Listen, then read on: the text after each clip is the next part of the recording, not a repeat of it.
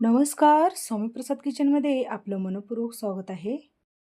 उन्हाळ्याच्या दिवसामध्ये मनाला तृप्त करणारं आणि शरीराला थंडावा देणारं आज आपण मस्त पाचक आणि एकदम थंडगार जिरा सरबत कसं बनवायचं ते आपण या रेसिपीमध्ये बघणार आहोत. आणि चटपटीत आणि एकदम पाचक आपण जिरा सरबताचं प्रीमिक्स कसं बनवायचं ते आपण बघणार आहोत. असं हे जिरा सरबताचं जर प्रीमिक्स तुम्ही एकदाच जर करून ठेवलात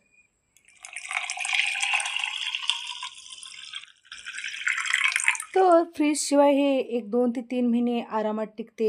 तर आपण हे प्रीमिक्स आपण कोल्डच केलेलं आहे.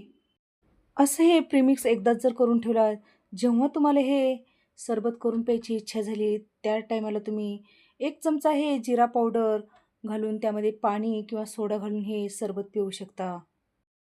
रेसिपी टिप्ससहित शेअर केलेली आहे, तर शेवटपर्यंत तुम्ही रेसिपी पहा.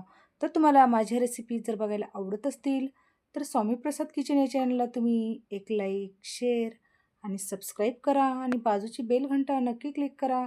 चला तर मग वेळ न घालता आपण रेसिपीला सुरुवात करूया. तर जिरा सरबत बनवण्यासाठी लागणारं साहित्य बघूया. इथे जिरं घेतलेलं आहे, भिजवून घेतलेला सब्जा घेतलेला आहे आणि इथे मोठी खड्यामध्ये खडीसाखर येते, ते खडीसाखर बारीक फोडून घेतलेली आहे. बडीशोप घेतलेला आहे, चाट मसाला आणि इथे काळं मीठ घेतलेलं आहे आणि इथे 5 ते 6 इथे काळी मिरी घेतलेली आहेत.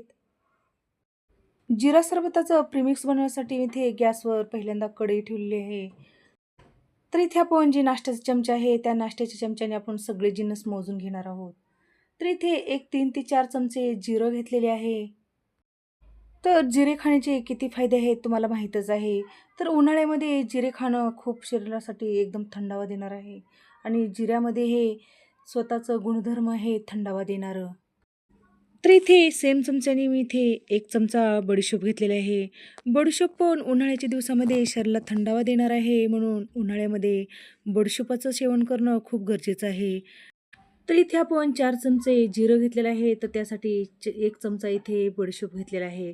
एक 5 ते 6 इथे काळी मिरी घालून घेतलेले आहेत. तर काळी मिरीचं स्वतःचं गुणधर्म खूप गरम असतं, म्हणून उन्हाळ्याच्या दिवसामध्ये खूप कमी प्रमाणात हे काळी मिऱ्यांचं सेवन करून घ्यायचं आहे. काळी मिरी घातल्यामुळे हे सरबताची चव एकदम छान येते आणि आपल्याला अन्न पचायला हे काळी मिरी मदत करते, म्हणून आपल्याला काळी मिरी जरूर घालायचे आहेत. तर हे घातलेले सगळे जिन्नस आपल्याला 1-2 मिनिटं आपल्याला परतवून घ्यायचं आहे. तर हे घातलेली सगळे जिन्नस 1 ते 2 मिनिटं आपल्याला छान परतवून घ्यायचं आहे. तर जास्तीचं परतवून घ्यायचं नाही. जर तुम्ही जास्तीचं हे जिरे जर परतवून घेतलात, तर या जिऱ्याची थोडीशी हलकीशी कडवट चव येते, म्हणून आपल्याला 1 ते 1.5 मिनिटच आपल्याला छान परतवून घ्यायचं आहे. तर हे घातलेले सगळे जिन्नस आपले छान भाजले गेलेले आहेत. तर या स्टेजला इथे गॅस बंद करून घेतलेला आहे. तर हे जिन्नस आपल्याला एका प्लेटमध्ये काढून घ्यायचे आहेत आणि आपल्याला पूर्णपणे हे थंड करून घ्यायचे आहेत. तर हे सगळे जिन्नस आपले थंड झाल्यानंतर एखादं कोरडं मिक्सरचं भांडं घ्यायचं आहे आपल्याला आणि भाजून घेतलेले आपलं जिरे, बडीशोप आणि काळी मिरी ते थंड झाल्यानंतर आणि कोरड्या मिक्सरच्या भांड्यामध्ये घातल्यानंतर आपल्याला हे बारीक मिक्सरला वाटून घ्यायचं आहे. तर हे मिक्सरचं कोरडं भांडं घेतल्यामुळे आपलं प्रीमिक्स एक 2 ते 3 महिने टिकायला मदत होते. म्हणून हे जिन्नस वाटत असताना आपल्याला मिक्सरचं कोरडंच भांडं घ्यायचं आहे. तर इथे गोडासाठी आपण इथे जे खडीसाखर असते ना, त्याला ओबड-धोबड खलबत्त्यामध्ये जाडसर कुटून घेतलेलं आहे. जाडसर कुटून घेतलेली खडीसाखर या मिक्सरच्या भांड्यामध्ये घालून घ्यायचं आहे. तर साध्या साखरेच्या तुलनेमध्ये हे खडीसाखर एकदम शरीराला थंडावा देणार आहे. म्हणून आपण इथे सरबत करत असताना खडीसाखरेचा वापर केलेला आहे. तर या ठिकाणी इथे मी काळं मीठ घालून घेतलेलं आहे. तर तुमच्याकडे असेल तर तुम्ही काळं मीठ घाला, नाहीतर तुम्ही या ठिकाणी आपलं दररोजच्या जेवणातलं साधं मीठ घातलात तरी पण चालेल. तर इथे जिरा सरबत एकदम चटपटीत चवीचं होण्यासाठी इथे आपण एक अर्धा चमचा इथे चाट मसाला घेतलेला आहे. तर या ठिकाणी तुम्ही आमचूर पावडर घेतलात तरी पण चालेल. तर यावरती आपण झाकण लावून मिक्सरला एकदम बारीक आपल्याला याची पावडर करून घ्यायचं आहे. तर इथे अशा पद्धतीने आपण मिक्सरला पाणी न घालता बारीक पावडर छान वाटून घेतलेली आहे. तर या ठिकाणी अजिबात पाण्याचा वापर करायचा नाही. जर तुम्ही पाणी घातलात, तर हे पाणी घातल्यानंतर ही पावडर तुमची खराब होण्याची शक्यता असते. तर ही पावडर आपल्याला जमेल तितकं बारीक वाटून घ्यायचं आहे. तर ही पावडर आपल्याला छान चाळणीने चाळून घ्यायचं आहे. कारण यामध्ये जे जिरेचे आणि बडीशेपाचे जे मोठे-मोठे कण असतात ना, चाळून घेतलेले बाजूला होतात आणि आपलं मस्त फाईन आपलं हे छान जिरा सरबताचं आपलं प्रीमिक्स एकदम बारीक, एकदम मस्त आपलं हे प्रीमिक्स तयार होतं.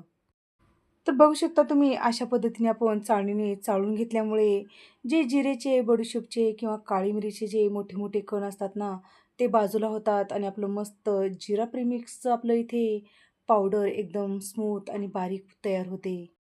तर असं हे साध्या सोप्या पद्धतीमध्ये बाजारमध्ये खूप महाग मिळणारं हे जिरा सरबताचं किंवा जिरा सोडाचं आपलं इथे प्रीमिक्स बनून तयार झालेलं आहे. तर असं हे प्रीमिक्स तुम्ही कधी केलं नसेल, तर तुम्ही अशा पद्धतीने प्रीमिक्स करून ठेवा.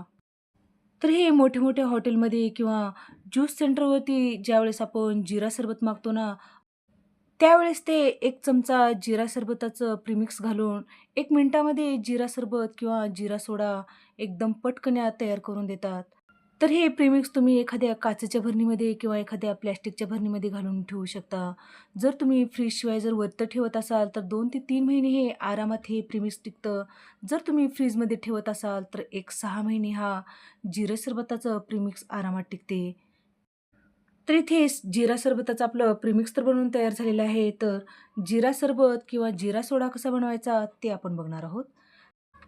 तर हे 1 ग्लास घेतलेले आहे. तर या ग्लासमध्ये 1-1 चमचा इथे आपण जे जिरे सरबताचं प्रीमिक्स केलेलं आहे, ते 2 ग्लासमध्ये इथे घालून घेतलेलं आहे.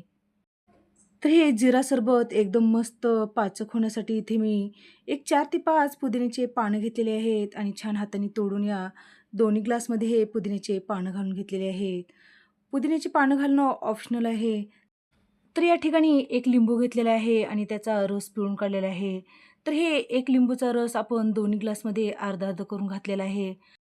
तर या ठिकाणी आपण चाट मसाला घातलेला आहे म्हणून या ठिकाणी तुम्ही लिंबाचा रस नाही घातलात तरी पण चालेल. तर या ठिकाणी फ्रीजमधलं मी थंडगार पाणी घालून घेतलेलं आहे. तर तुम्ही या ठिकाणी सोडा घालून घेतलात तरी पण चालेल. तर हे सरबत आणखीन थोडं पौष्टिक करण्यासाठी इथे आपण भिजवलेला सब्जा पण घालणार आहोत. तर हा सब्जा उन्हाळ्याच्या दिवसामध्ये खूप जास्त पौष्टिक आहे, म्हणून आपल्याला उन्हाळ्यामध्ये सब्जाचं सेवन केलंच पाहिजे. तर हा भिजवलेला सब्जा तुम्ही सरबतामध्ये घालायचा असेल, तर तुम्ही घालू शकता. नाही घातलात तरी पण चालेल. तर या ठिकाणी या सरबतामध्ये या ग्लासमध्ये एक 2-2 चमचे इथे मी सब्जा घालून घेतलेला आहे. तर तुम्ही तुमच्या आवडीनुसार 1 चमचा किंवा 2 चमचे यामध्ये सब्जा घालून घेऊ शकता. तर 2-2 चमचे सब्जा घालून घेतलेला आहे आणि छान मिक्स करून घेतलेला आहे.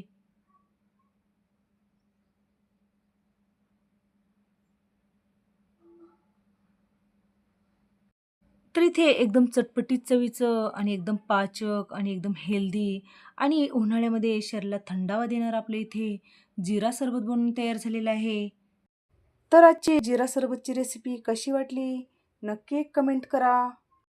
तर उन्हाळा स्पेशल बऱ्याच सरबताच्या मी रेसिपी तुमच्यासोबत शेअर करणार आहे. तर माझ्या चॅनलवरती जर नवीन असाल, तर स्वामीप्रसाद किचन या चॅनलला तुम्ही एक लाईक, शेअर आणि सबस्क्राईब करा आणि बाजूची बेल घंटा नक्की क्लिक करा. चला तर मग भेटू अशाच नवीन रेसिपीसोबत. धन्यवाद.